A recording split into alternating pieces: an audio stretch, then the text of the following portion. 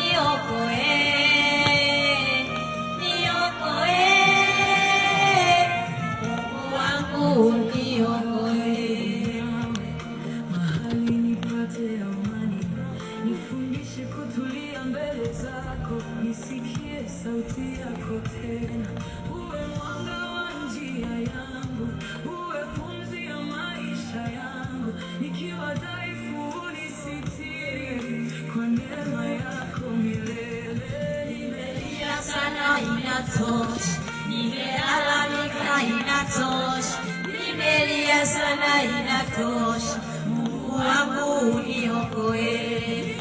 Nimelia sana inatosha, nimelalamika inatosha, nimelia sana inatosha, Mungu wangu uniokoe.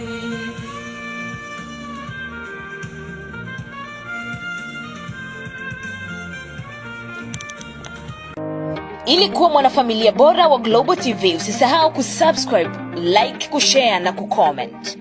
Baada ya kusubscribe, bonyeza alama ya kengele ili kupata taarifa kwa kila video inayopanda Global TV Online.